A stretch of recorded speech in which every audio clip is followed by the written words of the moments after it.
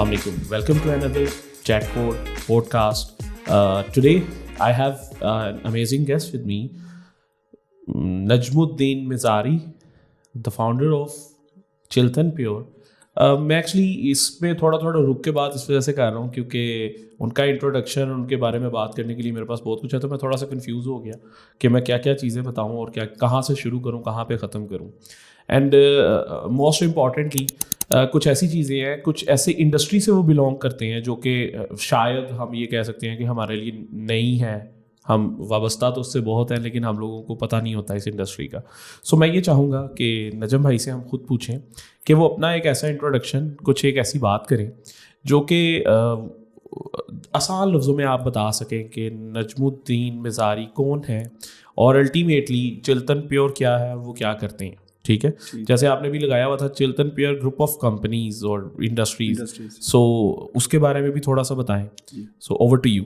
जी, औज़ुबिल्लाहिमिनश्शैतानिर्रजीम, बिस्मिल्लाहिर्रहमानिर्रहीम. सबसे पहले तो बहुत बहुत शुक्रिया, थैंक यू कि आप लोग आए आज पॉडकास्ट के लिए. अच्छा, नजम मज़ारी जो है ना, एक बैक बेंचर था जो कि आज टॉप बेंचर बन गया है, सबसे आगे आ गया. उसकी रीज़न ये थी कि मेरा क्योंकि कोयटा से ताल्लुक़ है, बलूचिस्तान से, वहाँ से मैं आया था यहाँ पे लाहौर में, स्टडीज़ यहाँ से कंप्लीट की. तो जब मैंने कहा जी जब इतने दूर आ गए हैं तो ऐसे खाली हाथ तो नहीं जाएंगे ना कुछ तो लाहौर से लेके ही जाएंगे. तो फिर यहाँ पे आके अपना एक स्टार्टअप बिजनेस स्टार्ट किया चिल्तन प्योर के नाम से, जो आज चिल्तन ग्रुप ऑफ इंडस्ट्रीज़ बन चुका है. ओके. इंडस्ट्रीज़ ऐसे बना क्योंकि अभी हमारे तक में कोई 13 के करीब ब्रांड है जो है कि हम चला रहे हैं, हमारे ओन है. और इसी तरह 15-16 और भी ब्रांड्स हैं जिनको हम प्राइवेट वाइड लेबलिंग करके और भी प्रोडक्ट्स बना के हम देते हैं. इसलिए चिल्तन ग्रुप ऑफ इंडस्ट्रीज़ बन चुकी है. तो स्टार्ट तो बहुत छोटा लेवल से ही था, जैसे एक स्टार्टअप होता है बेसिक सा, एक नीचे टेबल चेयर कारपेट से बैठ के स्टार्ट किया था. और आज अल्हम्दुलिल्लाह तकरीबन कोई 300 के करीब हमारे साथ लोग कनेक्टेड हैं, यानी जिनका जिसे आप कह सकते हैं जिनका रोज़गार, जिनका जो है रिस्क जो है ना, वो चिल्तन ग्रुप ऑफ इंडस्ट्री के साथ जुड़ा हुआ है. राइट. ओके. नजम भाई, मुझे थोड़ा सा आपका बैकग्राउंड जानना है कि फ्रॉम वेयर यू स्टार्टेड. जैसे आपने कहा कि आप लाहौर आए, तो लाहौर से मैं खाली आज जाना नहीं चाह रहा था. इट साउंड्स लाइक कि मुंबई में जैसे फिल्मों में दिखाते हैं कि मैं मुंबई गया तो मैंने कुछ बन के जाना है. तो वो हमें थोड़ी सी बताएं स्टोरी कि from where you came and what was the mission to come here, और फिर एम्बिशन जो बना वो आप थोड़ा सा डिस्कस करें. जी, ऐसे कि देखिए, वैसे तो हमारा जो ट्राइब है मज़ारी ट्राइब बलोच, वो तो है जो आपका पंजाब है, साउथ पंजाब वहाँ की तरफ से, जो रहीमर खान से आगे का एरिया आता है, रुझान मज़ारी, वहाँ पे मतलब हमारे सारे हैं. बेसिकली हम हैं तो पंजाब के, लेकिन क्योंकि मेरे वाले साहब पुलिस में थे तो उनका ट्रांसफ़र हो गया था कोयटा, और वो कोयटा चले गए थे. तो वहाँ पे फिर मैं कोयटा में ही वहीं पे पैदा हुआ. सारी जो बेसिक मेरी स्कूलिंग थी, जो कॉलेज था वो तमिलनाडु कॉलेज, वहाँ से मैं पढ़ा. उसके बाद फिर मुझे था कि मैंने, क्योंकि आईटी में बहुत मेरा इंटरेस्ट था, तो सॉफ्टवेयर इंजीनियरिंग करने के लिए फिर मुझे लाहौर आना पड़ा. फिर मैं लाहौर आया, यहाँ से मैंने एफसी यूनिवर्सिटी से सॉफ्टवेयर इंजीनियरिंग की, फिर मैंने एमबीए आईएएस किया. तो ये लाहौर में आने का मकसद यही था कि आईटी की तरफ, अगर वहाँ पे उस टाइम पे कोई आईटी की ऐसी कोई यूनिवर्सिटी होती या सॉफ्टवेयर इंजीनियरिंग होती तो शायद मैं लाहौर कभी ना आता. तो खैर मुझे यहाँ पे लाहौर आना पड़ा और यहाँ पे मैंने अपनी एजुकेशन कंप्लीट की. तो वहाँ आने के बाद मुझे था कि देखिए मैंने कुछ ना कुछ तो करना ही है. जॉब का मेरा ऐसा था नहीं, क्योंकि मेरे वाले साहब भी बिज़नेस करते थे, बाकी फैमिली में भी सारे जो अंकल्स थे, वो जो मेरे दूसरे लोग थे वो भी सारे बिज़नेस कर रहे थे. तो एक तो चीज़ आपके डीएनए में आ जाती है कि यार करना तो बिज़नेस ही है. तो उसके बाद फिर मैं सोचा कि मैं कुछ ऐसा काम करूं कि जो मुझे, जिसका पैशन भी हो, जिसकी एक्सपर्टीज़ भी हो, मार्केट गैप भी हो, ये सारी चीज़ें करने के लिए. तो मैंने चिल्तन टेक्नोलॉजीज़ के नाम से अपनी पहली आईटी कंपनी बनाई. अब वो मैंने कुछ अर्सा चलाया, फिर मेरा क्योंकि उसमें पैशन डिस्कवर नहीं हुआ, मेरा आईटी में उस हिसाब से दिल नहीं लग रहा था. तो साथ साथ क्योंकि मैं ऑर्गेनिक में मेरा काफ़ी इंटरेस्ट था, पैशन था, तो इस तरह करते करते मुझे पता चला कि जो ऑर्गेनिक है वही एक बहुत अच्छी फील्ड है. और तब मार्केट गैप भी था, अभी भी मार्केट का एक बहुत बड़ा गैप है इसमें. उसके अलावा मेरी एक्सपर्टीज़ भी ऐसा ऐसा डेवलप होना शुरू हुई. फिर मैं ऑर्गेनिक एक्सपर्ट बना, फिर मैं अरोमा थेरेपिस्ट बना. उसके बाद जो है ना, फिर मुझे था कि अब एक चिल्तन टेक्नोलॉजीज़ को चेंज करके चिल्तन प्योर बनाया जाए. तो चिल्तन फिर प्योर इस तरह वजूद में आया, और आज अल्हम्दुलिल्लाह 700+ हमारे प्रोडक्ट्स हैं. और पाकिस्तान में we are number 1 in our own domain. अपनी डोमेन की ऑर्गेनिक यहाँ पाकिस्तान की सबसे जो है बड़ी कंपनी है, सेल वाइज भी और प्रोडक्ट वाइज भी. और मज़ीद भी हमारे 200 से 300 के करीब जो प्रोडक्ट्स हैं वो R&D में हैं. वो इंशाल्लाह ताला ये 2023 के एंड तक वो भी लॉन्च हो जाएंगे. रिटेल में हम बहुत ज़्यादा स्पीड से हमने जो है ग्रो किया है. इस वक्त तकरीबन पूरे लाहौर में हमारे प्रोडक्ट्स अवेलेबल हैं. अब बाकी कराची और दूसरे शहरों में भी अवेलेबिलिटी हो रही है इंशाल्लाह ताला. तो आप देखें 2 साल के अंदर पूरे पाकिस्तान के कोने में आपको हमारा प्रोडक्ट नज़र आएगा. और एक्सपोर्ट पे भी हमारा फोकस था. रिसेंटली हमने अमेज़ॉन पे भी काम किया, हमारा अच्छा एक्सपीरियंस था. वो हमारे 2 साल का ट्रायल था. वो बड़ा सक्सेसफुल रहा है और अब हम फुल फ्लैज वहाँ पे भी काम कर रहे हैं, एक्सपोर्ट पे भी फोकस है और लोकली भी इसका बड़ा बेहतरीन सा काम चला रहे हैं। ठीक है। अच्छा, आपने मेरे साथ अभी बातों बातों में मेंशन ये किया है कि आपने आईटी का ग्रेजुएशन किया, फिर आपने बात की एमबीए। सही। तो ये 2 डिफरेंट डोमेन्स हैं। जी। तो एक तो मुझे आप ये बताएं कि डेफिनेटली ये एक इंटरनेशनल कॉन्सेप्ट है कि यार what ever the background you have, आप आईटी से हो, आप कहीं से भी हो, आपको अगर बिजनेस चलाना है तो you need to do MBA. सही। तो एक तो मुझे ये लाजमी बताइएगा। दूसरा, आपने मुझे बोला कि आप कोयटा शिफ्ट हुए थे ड्यू टू कि आपके फादर पुलिसमैन थे, जी। लेकिन फिर आपने मुझे एंड में बोला कि आपके क्योंकि फादर बिजनेसमैन थे जिसकी वजह से you started your own business.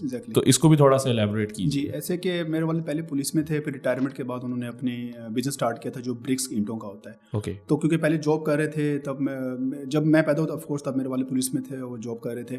तब मैंने देखा था कि ऐसा हमारे पास उस हिसाब से ना गाड़ी थी ना घर थी। जब मेरे वाले साहब ने बिजनेस स्टार्ट किया तो देखा वाले साहब ने अपना घर भी ले लिया, फिर हमारे पास गाड़ी भी आ गई। तो तब मुझे फिर आइडिया हुआ कि अच्छा बिजनेस इतनी एक चीज़ है कि यानी हम कारोबार करेंगे ही तो आपको एक अच्छा घर लाइफस्टाइल ले सकते हैं। जॉब करने से शायद मुझे नहीं लगता कि इतना उस लेवल का लाइफस्टाइल आपको मिल सकता है। तो तब तो बिज़नेस का तो कीड़ा डेवलप हो चुका था, करना तो बिज़नेस ही है।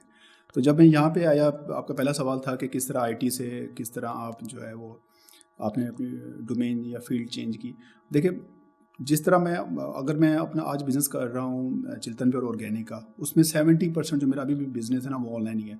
तो उसमें मेरे वो जो आईटी की जो मेरी स्किल्स थी वो आज भी मैं यूटिलाइज़ कर रहा हूँ। वो मेरी स्किल्स, वो मेरी डिग्री ज़ाया नहीं हुई। मैं आईटी की फील्ड में अपना बिज़नेस नहीं डेवलप कर सका, लेकिन मैं आज भी उन स्किल्स को यूज़ कर रहा हूँ।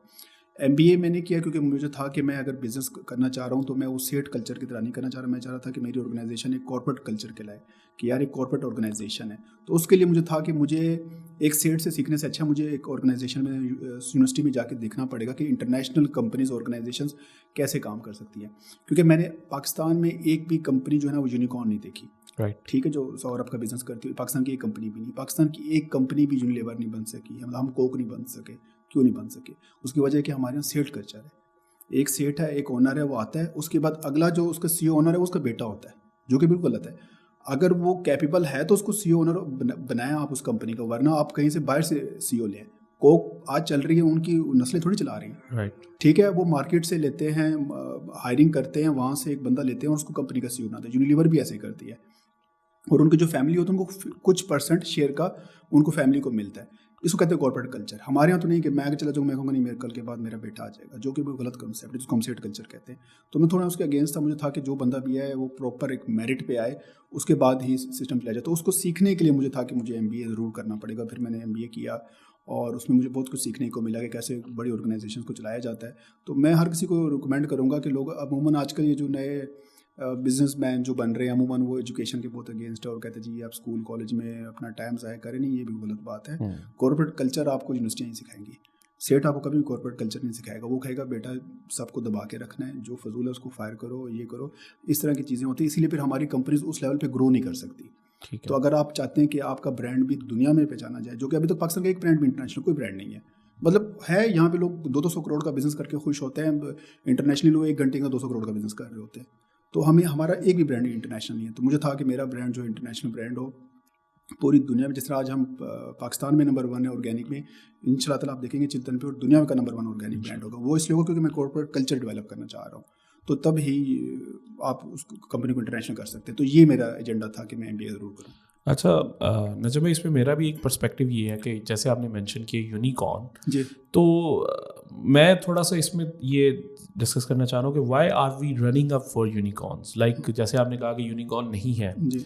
मैं एक्चुअली रिसेंटली थोड़ा सा एनालाइज कर रहा था कि अगर आप यूनिकॉर्न की बात करते हैं, आप बात करते हैं कि यार अमेरिका ने यूनिकॉर्न्स इतने तैयार कर दिए, इंडिया ने इतनी यूनिकॉर्न्स तैयार कर दिए, तो आप भी इस चीज़ से वाकिफ़ है कि जब आप एक बिजनेस इस्टेब्लिश कर रहे होते हैं तो there can be like multiple factors which can be affecting your growth, which can be affecting your progress. अब फॉर एग्जाम्पल मैं आपको कहता हूँ कि एक हिंदू है जिसने यूनिकॉर्न बिल्ड कर दी, इट्स फाइन, ये यहाँ तक समझ आ गई। उसके ऊपर एलिगेशंस जब आएंगी ना, एलिगेशंस का मतलब क्या है? सोसाइटी का प्रेशर। आपके वाले साहब बीमार हो तो क्या करेंगे? आप हॉस्पिटल बैठेंगे, ऐसे ही है। 5 महीने के लिए आप हॉस्पिटल रहेंगे, 5 महीने के लिए आप काम नहीं कर रहे, 6 महीने के लिए। मैं अपनी बात करूँ तो मैं 5 माह 12 दिन अपने वाले साहब के साथ हॉस्पिटल में था, मैंने काम बिल्कुल छोड़ दिया था। सही। ये सोसाइटी प्रेशर क्या यूनिकॉर्न बनाने वालों पे है? देयर इज़ नो प्रेशर, क्योंकि उनका उठाते हैं, पेशेंट को ले जाते हैं, वो सही होता है नहीं होता, end of the discussion. Another thing is कि हमारा जो ब्रॉडअप है, हम लोगों को ब्रॉडअप दिया गया है यार रिलीजियस पर्सपेक्टिव से, उनको रिलीजियस पर्सपेक्टिव से ब्रॉडअप ये नहीं दिया गया, क्योंकि हमारा दीन हमें क्या कहता है कि यार स्ट्रगल फॉर द वर्ल्ड जो इसके बाद है, सही, दायमी दुनिया ये तो इसके लिए तो आपने स्ट्रगल ही नहीं करनी। हाँ, पैसे ज़रूर कमाओ जो आपकी ज़रूरियात है। फिर तीसरी जो हमारी अपनी ज़रूरियात है, हम लोगों को फॉर एग्जांपल पर्सनल मेरी को ज़रूरत है, मुझे फ्रस्ट्रेशन निकालनी है, मैं किस चीज़ पे निकालूंगा? मैं नहीं निकाल सकता। वहाँ पे उनको एक फ्रीडम दिया गया कि डू व्हाटएवर यू वांट, वहाँ पे तुम फ्रस्ट्रेशन ना रखो अपने अंदर। वीकेंड है, वीकेंड को the way you want to celebrate इसको करो। अच्छा, अब ये 3 चीज़ें मैंने आपसे इस वजह से पूछा कि ये 3 चीज़ें हैं जो कि हाईलाइट मैं कर रहा हूँ, जो कि पाकिस्तानियों के ऊपर हैं ही हैं। सही। मैं इस एनवायरनमेंट में रहते हुए यूनिकॉर्न कैसे बिल्ड कर लूँ? अभी जो अप्रोच है, रिसोर्सेज है, इनसे हट के, ठीक है, क्या ये 3 चीज़ें और इस तरह की बहुत सारे फैक्टर्स इफेक्ट नहीं करते? सही। जो कि मैं 100 अरब का बिजनेस करना है, जैसे हम लोग नेटसोल की बात करते हैं, वो पाकिस्तान की नंबर 1 IT कंपनी, वो आज तक 100 अरब का बिजनेस नहीं कर सके, वो यूनिकॉर्न भी नहीं बन सके, हालांकि अपने एक स्पेसिफिक निश के वो बेताज बादशाह हैं, जैसे आप अपनी स्पेसिफिक निश के बेताज बादशाह। ठीक है। फिर एक ये पार्ट ऑफ क्वेश्चन है। फिर दूसरा पार्ट ऑफ क्वेश्चन ये है कि आपको क्या लगता है जिस डोमेन को आपने चूज किया है, can it lead to be the unicorn? Exactly, ठीक। पहला आपके 3 डिफरेंट क्वेश्चन थे। पहला जो क्वेश्चन था आपने कहा कि सोसाइटी का प्रेशर, जिस तरह आपने अपने वाले साहब की एग्जांपल दी। देखें, जब हम कॉर्पोरेट कल्चर डेवलप करने की कोशिश करते हैं ना, तो हम अपना एक अल्टरनेटिव बंदा रखते हैं। आप अपनी कंपनी में, अपनी ऑर्गेनाइजेशन में ज़रूर ऐसा बंदा रखें जो आपका बैकअप हो। आप कहेंगे कल यार अगर खुदा न खासा मुझे कुछ हो जाता है, मैं बीमार हो जाता हूँ, मेरे घर में कोई प्रॉब्लम हो, तो यार ये बंदा मेरा बैकअप है, ये उस चीज़ को देखेगा। और सबसे पहले अपना बैकअप रखें, फिर हर टीम के हर बंदे का बैकअप रखें। आपको फॉर एग्जाम्पल ग्राफिक डिज़ाइनर है, अगर वो सुपरवाइजर है तो उसका बैकअप भी एक रखें। वीडियो का बंदा तो उसका भी बैकअप रखें। HR है तो उसका भी बैकअप, सेल्स है तो उसका बैकअप। अगर आप CEO हैं तो आप अपना भी एक बैकअप रखेंगे। यार मुझे अगर 1-2 महीने 3 महीने कुछ हो जाता है, खुदा ना खास्ता, या अल्लाह माफ़ करे डेथ भी हो जाती है, तो इसके बाद कौन बंदा काम करेगा? जब आपके पास बैकअप होता है ना, तो इस तरह के अगर प्रॉब्लम्स आ जाते हैं वो कवर हो जाते हैं। पहली चीज़।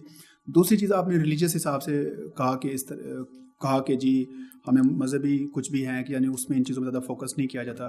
तो इसमें आप देखें ना, अगर मुसलमानों की आप बात करें, एमिरेट्स भी है, वो भी एक मुसलमान की है, ठीक है। बिन लादेन कंपनी जो कंस्ट्रक्शन कंपनी है, जो दुनिया की सबसे बड़ी कंस्ट्रक्शन कंपनी है, इसमें एमिरेट्स भी दुनिया की दूसरी तीसरी सबसे बड़ी इंटरनेशनल एयरलाइन है, वो भी मुसलमान की है। तो मुसलमानों ने जो है ना वो झंडा गाड़ा हुआ है इंटरनेशनली, मुसलमानों के यूनिकॉर्न्स हैं। मैं पाकिस्तान की बात करूँ कि पाकिस्तान में उस हिसाब से हम नहीं कर सके। तीसरा आपका क्वेश्चन था कि आपने बात की कि जो मैं फ्रस्ट्रेशन के लिए, देखें जब आपको अपने काम से प्यार होता है ना, तो फिर आपको फ्रस्ट्रेशन डेवलप नहीं होती। मैं हमेशा लोगों को कहता हूँ कि यार अगर आपने ज़िंदगी में कामयाब होना होता है ना, तो आपके जो कंपनी है, जो ऑर्गेनाइजेशन है, जो चीज़ आप काम कर रहे हैं उसमें, जिसमें इकिगाई कहते हैं, उसमें 4 चीज़ें होती हैं। नंबर 1 ये होता है कि जो भी आप काम करें उसमें पैशन हो। दूसरी चीज़ हो आप उसका एक्सपर्ट होने चाहिए। तीसरी ये है कि डेवलप सोसाइटी को क्या फ़ायदा है। और दूसरा है कि क्या उससे अच्छा रेवेन्यू आ रहा है या नहीं आ रहा। अगर ये 4 चीज़ें आपके काम में है ना और आपको मिल भी रही हैं, तो फ्रस्ट्रेशन डेवलप होती नहीं है। देखो फ्रस्ट्रेशन तब डेवलप होती है आप ऐसा काम करें उसमें अर्निंग नहीं है। अब मैं अमूमन मीडिया में, इंडस्ट्री में मैं देख रहा होता हूँ, अभी ऐसे लोगों के साथ किसी की दिल आज़ारी ना हो, ये एंकर पर्सन दूसरे, इनकी बड़े सीनियर लेवल पे तो अच्छी सैलरीज होते हैं। जो छोटे लेवल पे तो उनको बेचारों की, या रिपोर्टर होते हैं जिस तरह के अखबार की, वो इनको पैशन तो होता है, ये अपने मीडिया में आ जाते हैं, लेकिन इस फील्ड में इतना कोई पैसा नहीं होता। तब फ्रस्ट्रेशन डेवलप होती है। फ्रस्ट्रेशन तब डेवलप होती है जब आप ऐसी जॉब कर रहे हैं जिसमें पैसा बहुत ज़्यादा है, लेकिन आपका पैशन नहीं है, आप आवाज़ार आ जाते हैं, सुबह उठते हो आपका दिल ही नहीं करता। अगर आपका पैशन होगा ना तो फ्रस्ट्रेशन कभी डेवलप नहीं होगी। तीसरा फ्रस्ट्रेशन तब डेवलप होती है जब बंदा काम कर रहा है, बंदा कहते हैं मैं सुबह उठता हूँ, आता हूँ, पैशन भी है, शौक भी है, एक्सपर्ट भी हूँ, लेकिन यार इससे कुछ सोसाइटी को फ़ायदा नहीं होता। यार ये देखो, ये बंदा काम कर रहा है, इसका कितना नाम है, पूरा पाकिस्तान इसको जान रहा है, पहचान रहा है, और मुझे कोई जानता ही नहीं है, क्योंकि आप जो काम कर रहे हैं ना उससे सोसाइटी को कोई फ़ायदा नहीं है। आपको पैसे भी अच्छे आ रहे हैं, ठीक है, आप एक्सपर्ट भी हैं, आपका पैशन भी है, लेकिन सोसाइटी को नहीं फ़ायदा हो रहा, फिर फ्रस्ट्रेशन डेवलप होती है। और चौथी दफ़ा फ्रस्ट्रेशन तब डेवलप होती है जब आप कोई काम कर रहे होते हैं, आप उसके एक्सपर्ट नहीं होते। आप ऑफिस आते हैं, बॉस आपको डेली गालियाँ दे रहा है, सुपरवाइजर आपको बदतमीजी कर रहा है, क्योंकि आप गलत कर रहे हैं ना। इवन कि ग्राफिक डिज़ाइनर है, अगर उसको ग्राफिक्स का काम नहीं आता तो सारे उसको डांटेंगे, फ्रस्ट्रेशन डेवलप होगी। अगर आप कोई भी काम करते हैं ना, ये 4 चीज़ें होंगी, फ्रस्ट्रेशन डेवलप ही नहीं होगी।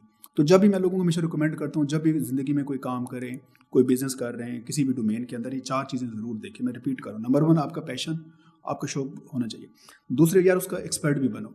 वरना तो फिर आपने ऑफिस में बैठे गालियाँ खानी है। तीसरा है कि उसको सोसाइटी को फ़ायदा होना चाहिए। कुछ अरसे बाद 2, 4, 5, 10 साल के बाद आपको फील होगा कि मैंने यार 5-10 साल ज़ाया कर दिए, इससे तो सोसाइटी को कोई फ़ायदा नहीं है, मैं भी मर जाऊँगा, मुझे कोई याद ही नहीं रखेगा। याद तब रखेगा जिसमें कोई फ़ायदा पहुँचा के गया होता है दुनिया को, अपने आप को नहीं, अपने आप को तुम सब फ़ायदा पहुँचाते हैं, दुनिया को तब याद रखती है जब आपने लोगों का फ़ायदा करके गए होते हैं, तब लोगों में डेवलप होती है फ्रस्ट्रेशन। और चौथी चीज़ ये होती है कि आपको कुछ काम आप ऐसे करते हैं कि आपका पैशन होता है लेकिन उससे पैसा नहीं आ रहा होता, आपके घर के बिल ही नहीं पूरे हो रहे होते, तब फ्रस्ट्रेशन डेवलप होती है। अगर आपके बच्चे हैं, बीवी हैं, वो कहते हैं मुझे ये चाहिए, बेटा कहता है वो मुझे ये चाहिए, अम्मी कहती है ये है, कोई घर में बीमार हो जाए, आपके पास पैसे ही ना हो इलाज कराने लो, तो प्रॉब्लम्स क्रिएट होंगी। जब ये चीज़ें 4 होंगी ना, तो मैं मान ही नहीं सकता कि उसके बाद किसी भी तरह की फ्रस्ट्रेशन आ सकती है। अगर बाहर देखिए, गोरा और हम हैं सेम ही, सेम माइंड सेट है, बस वही 4 चीज़ें ढूंढ लेता है तो उसमें फ्रस्ट्रेशन डेवलप नहीं होती। अगर नहीं मिली तो हमेशा डेवलप होगी। जिस बंदे को भी आप फ्रस्ट्रेटेड देखेंगे उनमें इनमें 4 पॉइंट्स में एक चीज़ मिसिंग होगी, या चारों मिसिंग होगी, या 2 मिसिंग होगी, या कोई एक चीज़ ज़रूर मिसिंग होगी, तभी उसमें प्रॉब्लम आती है। मैं तो कभी फ्रस्ट्रेटेड नहीं होता। मैं तो जब से मैंने बिज़नेस स्टार्ट किया है, मुझे 10 साल हो गए। 10 साल में मैंने अभी तक एक दिन भी छुट्टी नहीं की। जिस दिन मेरी शादी थी मैं उस दिन भी अपने ऑफिस में ही था। मेरे टीम मेंबर्स कहते हैं कि सर आज तो आपका वलीमा है, तो मैं कहा यार वो शाम को है ना, तो अभी तो मैं बैठा हूँ काम कर। यानी मुझे इतना ज़्यादा अपने काम का पैशन है, यानी कोई भी हो, मतलब कोरोना आए, कुछ भी आए, बारिश हो, ज़ल्ज़ला हो, कुछ भी हो, ज़ल्ज़ला भी आए तो भी मैं बैठा रहता हूँ। यानी मैं उधर से अपने काम को एंजॉय करता हूँ। तो जब आप अपने काम के अंदर इतने पैशनेट होते हैं, इतना आपको मज़ा आ रहा होता है, तो दुनिया की कोई भी चीज़ आपको डिस्ट्रैक्ट नहीं करती, ना कोई चीज़ आपको परेशान करती है, ना ही आप फ्रस्ट्रेटेड होते हैं, ना ही कोई चीज़ आपको गुस्सा दिलाती है। तो वैसे तो देखिए फ्रस्ट्रेशन एक नेचुरल भी होता है, गुस्सा भी आता है कभी कभार, वो एक नेचुरल है, वो चलता है, लेकिन इतने ज़्यादा आप वो डीमोटिवेटेड नहीं होते। इन 4 चीज़ों के साथ आप हमेशा मोटिवेट ही रहेंगे इंशाल्लाह। दूसरा पार्ट ऑफ द क्वेश्चन, जी, डू यू थिंक जिस डोमेन में आप काम कर रहे हैं, जिस निश में काम कर रहे हैं, it can become a unicorn a day? देखिए फर्स्ट ऑफ ऑल जब मैंने पाकिस्तान में स्टार्ट किया था ना अपना ऑर्गेनिक का बिज़नेस, तो लोग मुझसे पूछते थे आप क्या करते हैं, तो मैं कहता था मेरा ऑर्गेनिक का बिज़नेस है। तो वो कहते हैं ये क्या होता है, मतलब लोगों को ऑर्गेनिक का मतलब ही नहीं पता था। तो मैं कहता हूँ कि अगर किसी की मार्केट, किसी प्रोडक्ट की या किसी सर्विसेज की मार्केट नहीं है, तो आप मार्केट डेवलप करें, फिर अपना प्रोडक्ट सेल करें। तो ऐसे है कि पाकिस्तान के अंदर भी ऑर्गेनिक की मार्केट नहीं थी, हमने ऑर्गेनिक मार्केट पहले डेवलप की, फिर हमने अपना प्रोडक्ट सेल किया। तो इंटरनेशनली आप थोड़ी सी मार्केट है, लेकिन हम मार्केट डेवलप करेंगे, हम लोगों को बताएंगे कि ऑर्गेनिक क्या है, इसके क्या फ़ायदे, तभी ऑर्गेनिक मार्केट डेवलप होती है। जो मार्केट डेवलप होती है, जैसे फॉर अपैरल इंडस्ट्री है या फैशन इंडस्ट्री है, इसने कैसे ग्रो किया, इसने लोगों को बताया है कि अगर आप अच्छे कपड़े पहनेंगे तो आप अच्छे लगेंगे। इससे पहले लोगों को नहीं पता था। आज से 100 साल पहले लोगों को नहीं पता था कि यार अच्छे कपड़े पहनने से कोई अच्छा लग सकता है। ये बाद में इंडस्ट्री ने आपको बताया, इंडस्ट्री ने आपको बताया कि जी आपके अगर बाल अच्छे होंगे तो आपके शख्सियत पे और अच्छा होगा। इससे पहले लोगों को नहीं पता होता। लोगों को पहले सारी ज़िंदगी लोगों को इतने बड़े बड़े बाल रखे होते थे, दाढ़ियाँ रखी होती थी। अब बाकी फैशन में लोगों ने बताया, यानी लोगों ने मार्केट डेवलप की। तो इस तरह हम भी ऑर्गेनिक की मार्केट अब डेवलप कर रहे हैं, इंटरनेशनली भी डेवलप कर रहे हैं। लोकली तो हम डेवलप कर चुके हैं, इंटरनेशनली भी हम लोगों को बताएंगे कि केमिकल चीज़ों के क्या नुकसान हैं और ऑर्गेनिक चीज़ों के क्या फ़ायदे। अभी तो लोगों को नहीं पता कि केमिकल क्या बला होती है, इससे हमें क्या नुकसान है, 15-20 साल के बाद क्या नुकसान होगा। जब उनको बताएंगे कि जी इनकी साइड इफ़ेक्ट्स होते हैं, आप नेचुरल हर्बल ऑर्गेनिक चीज़ें यूज़ करें, तो जब इसकी तरफ आएंगे तो इंशाल्लाह ये यूनिकॉर्न बनेगी। ओके, अच्छा नजर भाई, ये फॉर एग्जांपल मैं अगर बात करता हूँ, आप कहते हैं मेरा इंटरेस्ट था चिल्तन में और मेरा इन चीज़ों में इंटरेस्ट था और मैंने आईटी का काम भी किया। हमारी बहुत सारी फीमेल्स हैं जो ऑर्गेनिक प्रोडक्ट्स बनाती हैं, घरों में इस्तेमाल करती हैं, and they have an interest कि अगर ऑनलाइन दुनिया है तो हम भी कुछ ना कुछ करना शुरू करते हैं। जैसे आपने कहा 70% मेरी सारी सेल्स ऑनलाइन आ रही हैं। बिल्कुल। अच्छा, अभी मसला ये है कि मैं फॉर एग्जांपल मैं बीइंग एन इंडिविजुअल समझता हूँ कि मुझे आइडिया है ऑर्गेनिक प्रोडक्ट, फॉर एग्जांपल एक है हेयर ऑयल, ठीक है, मुझे ये बनाना आता है। ठीक है। क्या मैं ऐसा स्टेप में ले सकता हूँ कि मैं इसको बिजनेस में कन्वर्ट करूँ? क्या मैं एक प्रोडक्ट से स्टार्ट कर सकता हूँ? और आपका जर्नी स्टार्ट का क्या था, क्योंकि आप एक दिन में तो नहीं बन गए चिल्तन प्योर और इतने बड़े, तो वो जर्नी भी बताइएगा। और क्या ये जो घर में बैठे लोग सोच रहे हैं उनको क्या लायामल इख्तियार करना चाहिए? बिल्कुल, देखिए कोई भी ब्रांड या कंपनी या कोई अगर प्रोडक्ट सेल करना चाहिए या सर्विसेज, स्टार्ट तो वो बिल्कुल नैनो बेबी स्टेप से ही स्टार्ट होते हैं। तो मैं तो हमेशा लोगों को, नए स्टार्टअप्स आते रहते हैं, बच्चे मुझसे कंसल्टेंसी के लिए या वैसे हेल्प के लिए या कि हमें कुछ बताएं बिजनेस के बारे में, तो हमेशा उनको मैं कहता हूँ कि start with one product, with one service. पहले एक प्रोडक्ट बनाएं और वो बेस्ट प्रोडक्ट बनाएं और उसको हिट करें, और वो एक प्रोडक्ट ऐसा बनाएं कि उस एक ऐसा प्रोडक्ट मार्केट में ना हो, हमसे भी बेहतर हो। क्योंकि अभी देखिए ना, हम 700 प्रोडक्ट्स बना रहे हैं, तो हमारी जो फोकस है वो 700 जगहों पे डिवाइड हुआ हुआ है। अब जिस बंदे के पास प्रोडक्ट ही एक है, वो तो उसकी 100% फोकस होगी एक प्रोडक्ट के ऊपर। तो आप एक प्रोडक्ट बनाएं, लेकिन आपने एक प्रोडक्ट ऐसा बनाना है कि मार्केट में वन ऑफ द बेस्ट हो, फिर आप निकलेंगे। अगर एक है कि आप स्टार्ट भी एक प्रोडक्ट से कर रहे हैं और आपसे अच्छे प्रोडक्ट्स मार्केट में अवेलेबल है तो फिर तो आप रगड़े में। तो मैं कहता हूँ अगर स्टार्ट ही करना है एक प्रोडक्ट से तो फिर तो बेस्ट प्रोडक्ट से बनाए, बेस्ट प्रोडक्ट होना चाहिए। जब उसे आप स्टार्ट करते हैं तो अल्लाह उसमें आपको जो है वो कामयाबी देता है। ऑनलाइन सबसे बेस्ट ये होता है कि देखें आप अपने प्रोडक्ट को, देखो दो तरीके होते हैं सेलिंग के, या आप उसको ऑफलाइन रिटेल में सेल करें या ऑनलाइन सेल करें। ऑनलाइन सेल करने का ये होता है कि आपका अपना फेसबुक पेज है, अपना इंस्टाग्राम है, अपना यूट्यूब है, उस पर आप वीडियो बनाएं, कंटेंट बनाएं, लगाएं, लोग यूज़ करेंगे, आपको फीडबैक देंगे, आपको रिव्यूज़ आएंगे, फिर आप उसे पब्लिश करेंगे, उसको देख के और लोग बाय करेंगे। वो ज़रा एक आसान ईजी स्टेप है। अगर आप रिटेल पे जाते हैं तो रिटेल में सबसे पहले तो आपका प्रोडक्ट ही नहीं रखेंगे। जितने भी बड़े स्टोर्स हैं वो बेशक अल फतह, जलाल सन्स, ईसा चीज़ है, वो आप जाएँ वो तो आपको दरवाजे से अंदर नहीं आने देंगे। इतना टफ है, हम इतने बड़े ब्रांड हैं, आप सोच नहीं सकते कि हमें कितना प्रॉब्लम आया इन तक अप्रोच करते हुए अपना प्रोडक्ट, क्योंकि ऑलरेडी नेस्ले, कोक, यूनिलीवर, बड़े बड़े ब्रांड्स बैठे हुए हैं, उसके साथ आपका प्रोडक्ट रखना उनके लिए बहुत टफ है। एक ब्रांड जिसको कोक, जिसको 150 साल हो गए, उसके साथ वो प्रोडक्ट पड़ा हुआ है चिल्तन प्योर, जिसको मार्केट में 10 साल हुए हैं। तो रिटेलर के लिए भी एक जिगरा चाहिए कि यार इतने ब्रांड के साथ मैं कैसे आपकी प्लेसिंग करूं। तो एक नए बंदे के लिए वो टफ होता है जब तक आपकी मार्केट डेवलप नहीं होती। और रिटेलर भी पूरा सर्वे कराता है आपके ब्रांड का कि क्या आपके प्रोडक्ट की सेलिंग यहाँ पे है, आपका कस्टमर है, तभी वो प्रोडक्ट रखता है। तो रिटेल में टफ हो जाएगा। ऑनलाइन से आप स्टार्ट करें तो उसमें अल्लाह आपको कामयाबी देगा। एक प्रोडक्ट से स्टार्ट कर सकते हैं, लेकिन वो बेस्ट प्रोडक्ट होना चाहिए। ओके अच्छा, जैसे मैं कुछ स्टार्टअप्स को एक दफ़ा जज करने गया था, तो वहाँ पे मेरे पास कुछ नेचुरल प्रोडक्ट्स लेके आ रहे थे, because I was not that much aware of this. तो मेरे साथ जो जजेस थे उनके क्वेश्चंस थे ये कि यार इसकी सर्टिफिकेशन कहाँ है और किससे अप्रूवल लेके आए हो और इसके साइड इफ़ेक्ट्स कहाँ हैं। तो फॉर एग्जांपल मैंने अगर स्टार्ट करना है आज अपने लिए, तो मुझे किन किन प्रोसेस से लाजमी गुजरना चाहिए जो कि आपने अपने पूरे प्रोसेस में सीखा है? सही देखिए, जहाँ तक बात है ऑर्गेनिक की सर्टिफिकेशन, पाकिस्तान में अभी तक ऑर्गेनिक की बॉडी नहीं बनी। ओके जब आप कोई सर्टिफिकेट लेते हैं तो आप एक गवर्नमेंट की एक बॉडी से लेते हैं, जो बॉडी होती है वो आपको सर्टिफिकेट देती है। जैसे फॉर एग्जांपल कोई अगर किसी ने MBBS कर लिया, ठीक है, तो उसकी डिग्री जो है ना वो हेल्थ के जो डिपार्टमेंट है वो नहीं देता है। ऑर्गेनिक की तो बॉडी नहीं बनी, तो उसके लिए हम फर्स्ट टाइम मैं हूँ पाकिस्तान में कि जो इसके लिए एफर्ट कर रहा हूँ, गवर्नमेंट को कह रहा हूँ कि आप इसकी सर्टिफिकेशन लॉन्च करें। अब गवर्नमेंट के आगे जो हमें जवाब देती है वो कहते हैं जी इतनी बड़ी मार्केट नहीं है, इतनी कंपनीज नहीं है, एक बॉडी के लिए पूरी हमें बिल्डिंग बनानी पड़ती है, कोई 500-600 बंदा हायर करना पड़ता है, फार्मासिस्ट, केमिस्ट, MBBS, हर तरह के टेक्निकल बंदे रखने पड़ते हैं। और पाकिस्तान में 2-4 कंपनीज हैं, उनके लिए हम इतना बड़ा सेटअप कैसे बना सकते हैं? तो उसके लिए हम क्या कर रहे हैं कि जब तक पाकिस्तान में कम से कम कोई 2-4-500 बड़ी कंपनीज डेवलप नहीं हो जाती तो गवर्नमेंट कभी भी इंटरेस्ट शो नहीं करेगी, क्योंकि गवर्नमेंट को भी तो रेवेन्यू चाहिए होता है। गवर्नमेंट आपकी सर्टिफिकेशन से तो कमाएगी, तो इसकी वजह से अभी तक इसकी बॉडी नहीं है। लेकिन ये कि पंजाब फूड, अगर फूड आइटम है तो वो पंजाब फूड अथॉरिटी से रजिस्टर्ड हो जाता है, 25-30 हज़ार रुपये का उसका लाइसेंस है, वो आके विजिट करते हैं, हाइजीन का देखते हैं कि हाइजीनिकली है तो आपको सर्टिफिकेट दे के आप अपना काम स्टार्ट कर सकते हैं। अगर आप मेडिकेटेड में जाते हैं, यानी ऐसे जो मेडिसिन में आ जाते हैं, तो ड्रैप आपको डील करता है ड्रग अथॉरिटी, उसका काफ़ी थोड़ा लंबा प्रोसीजर होता है, 2 कनाल का सेटअप हो, इस तरह कुछ उनकी अपनी एक रिक्वायरमेंट है, उसको अगर आप फुलफिल करें तो आपको पंजाब फूड अथॉरिटी और ड्रैप का लाइसेंस मिल जाता है, Form 6, Form 7, और आप अपना बिजनेस स्टार्ट कर सकते हैं।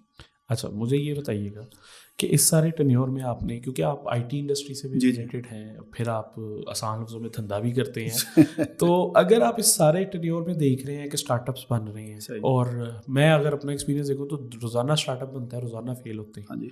और ये एक ऐसा सर्कल चल पड़ा है कि ऐसे था कि जिस तरह अज़लों से जॉब मिलती है और जॉब से निकलते हैं लोग, इस तरह हो चुका है कि रोज़ाना कंपनी बनती है, रोज़ाना बेसिस पे बंद हो रही है। तो आपको क्या लगता है कि स्टार्टअप्स जैसे आप हैं, आप तो बिल्कुल डिफरेंट निश को चूज़ करके यहाँ तक सक्सेसफुल होके बैठे हैं, तो स्टार्टअप्स में क्या चीज़ मिसिंग है कि वो फेल होते हैं और वो बार बार घूम फिर के हम उसी जगह पे, फॉर एग्जांपल मैं अगर 10 इंडस्ट्री स्पेशलिस्ट से बात करूँगा तो 10 के 10 वो चीज़ की बात कर रहे होंगे, लेकिन जो 10 फेल हो रहे हैं उनको उस चीज़ का आइडिया नहीं होता शुरू करते हुए। तो वो क्या चीज़ें हैं जो हमें इन फेलियर्स की तरफ लेके जा रही हैं? सही देखें, मैंने जैसे स्टार्ट में किया था ना, जो सक्सेस की जो मुझे समझ आई थी ना, एक ही की जो 4 चीज़ें थी। तो कोई भी अगर स्टार्टअप स्टार्ट होता है ना, उसको ये 4 चीज़ ज़रूर देखनी चाहिए। अगर उन 4 चीज़ों में से एक ही भी चीज़ मिसिंग है ना, तो समझे कि 100 नहीं 200% चांसेस है कि आप फेल हो जाएंगे, क्योंकि उसमें कोई ना एक चीज़ आपको तंग करेगी, इरिटेट करेगी। जैसे मैंने कहा, पहले तो देखिए आपका पैशन है या नहीं। आप इस फील्ड में, फॉर एग्जांपल आप IT कंपनी चला रहे हैं, मैं देखूंगा कि यार IT फील्ड में ये इतना पैसा कमा रहा है, और जब मेरा भी ऐसे ही था, मैं देखा कि दुनिया के बड़े अमीर बंदे मैंने निकाले टॉप। जब मैंने अपनी IT कंपनी स्टार्ट की थी, बिल गेट्स का नाम था, और मतलब सारे IT इंडस्ट्री के थे। तो मैं कहा मैंने भी, क्योंकि एक तो मैं था भी IT का, फिर मैंने कहा मैंने यही करना है, फिर मैं फेल इसीलिए हुआ क्योंकि मेरा पैशन नहीं था उसमें। तो जो भी फेलियर है ना, अच्छा, एक तो अमूमन यहाँ पे लोग ज़्यादातर इंट्रोड्यूस कर रहे होते हैं सक्सेसफुल लोगों के, तो मैं कहता हूँ एक ऐसा पाकिस्तान में पॉडकास्ट हो जो कि फेलियर्स को बुलाए, इसमें कोई बुरी राय नहीं है। आप उनसे सीखें कि भाई आप क्यों फेल हुए, एग्जैक्टली। तब लोगों को समझ आएगा क्या चीज़। आप ज़रूर एक चीज़ देखेंगे उनमें, उन 4 चीज़ों में से कोई एक चीज़ मिसिंग थी, या उनका पैशन नहीं होगा। उन्होंने लोगों को देखा होगा यार ये अमीर है, मलिक रियाज अमीर है तो मैंने भी बनना है, मैंने प्रॉपर्टी करना है, और आप करोड़ रुपये डुबा के बैठ जाते हैं। अपना पैशन आप नहीं देखते। 2 चीज़ होती है कि आप जो काम कर रहे हो तो आप उसके एक्सपर्ट नहीं होते। आप एक्सपर्ट नहीं होगे, दूसरा बंदा आएगा वो आपसे डबल पैसे लगाएगा, आपको पीछे करके रगड़ देगा आपको, क्योंकि आप एक्सपर्ट नहीं है। जब आप एक्सपर्ट होते हैं ना तो अगले बंदे को आपको हराने के लिए तो उसका अपना पैशन होना चाहिए, फिर वो आपसे ज़्यादा एक्सपर्ट बनेगा, फिर वो वही कि सोसाइटी ऐसा प्रोडक्ट ऐसी सर्विस हो सोसाइटी को फायदा होना चाहिए। वो प्रोडक्ट आगे लॉन्ग टर्म में नहीं चलेगा। कुछ स्टार्टअप पहले दिन फेल हो जाते हैं, कुछ स्टार्टअप्स कहते हैं 50 साल के बाद फेल होते हैं। वो 50 साल वाले के बाद एग्जांपल दी जाती है कि वही होते हैं जिसको सोसाइटी को फायदा नहीं होता, यानी वो स्टार्टअप्स भी ज़्यादा अरसा नहीं चल सकते। और तीसरा ये होता है कि जो भी रेवेन्यू मॉडल नहीं होते, कुछ ऐसे आप बिजनेस कर रहे होते हैं, बहुत सारे ब्रांड्स की मैं एग्जांपल सुनता हूँ चल रहे हैं, मैं उनके एम्प्लॉयज़ कभी आते हैं तो मैं कहता हूँ जी कितना कंपनी प्रॉफिट में, वो कहते हैं कंपनी ब्रेक इवन पे पिछले 10 साल से। यानी वो उन्होंने बना तो दी लेकिन कंपनी प्रॉफिटेबल। जैसे मीडिया इंडस्ट्री है, अभी जितने भी ये बड़े चैनल्स हैं, जंग, जियो, वी ग्रुप, ये आप इनसे कभी अगर आपके अकाउंट्स डिपार्टमेंट में कोई दोस्त निकले, आप उनसे पूछो कहेगा हम कोई प्रॉफिट में नहीं है। ठीक है, फिर ये वही कहना तो नहीं चाहिए इस तरह किसी के ऊपर ऐसा ना लीगल नोटिस मुझे आ जाए, फिर वो दूसरे कामों में लग जाते हैं, या उसको खींचा, इस पार्टी से पैसे लिए, उस पार्टी से पैसे लिए, उस पार्टी से लेके उसकी टांग खींच ली। फिर यही होता है कि जब आपका बिजनेस आपको रेवेन्यू दे रहा होता है, फिर आप यहाँ वहाँ से रेवेन्यू निकालने की कोशिश करते हैं। तो ये सारी चीज़ें, 4 चीज़ें आपके बिजनेस में, आपके स्टार्टअप्स में होंगी। आपका पैशन भी है, आप एक्सपर्ट भी हैं, सोसाइटी को भी फ़ायदा हो रहा है और रेवेन्यू भी आ रहा है, तो उसके बाद चांसेस ही नहीं है फेलियर के। फेल आप क्यों होंगे? फेल अब तब होते हैं कि जब आप दूसरे को दे के गए होते हैं, आपका इंटरेस्ट खत्म हो जाता है। यही होता है कि रेवेन्यू दे रहा होता है, फिर आप कहते हैं यार बंद करो इस कारोबार को, पैसे मुझे इसमें से नहीं आते। जब बंदा कहेगा यार इसका तो इतना नाम है इस फील्ड में, मुझे तो कोई जानता ही नहीं है। तो ये सारे 4 चीज़ें होती हैं जिसकी वजह से स्टार्टअप्स फेल होते हैं। तो मैं हमेशा स्टार्टअप्स को रिकमेंड करता हूँ, जब भी स्टार्ट करें 4 चीज़ें देखें, एक भी चीज़ मिसिंग थी तो स्टार्ट मत करें। ठीक है। जैसे आप बार बार कह रहे हैं रेवेन्यू मॉडल ठीक है या नहीं है। जैसे मैं एक बिजनेसमैन हूँ, मुझे नहीं पता कि मेरा रेवेन्यू मॉडल कैसा है। फॉर एग्जांपल मैं साल बाद गिनता हूँ जाके तो मैं प्रॉफिट में हूँ, मैं महीने के महीने देखता हूँ तो मेरी जेब में पैसे ही नहीं आ रहे। लेकिन साल बाद जब मैंने गिना तो यार ठीक थी चीज़ें।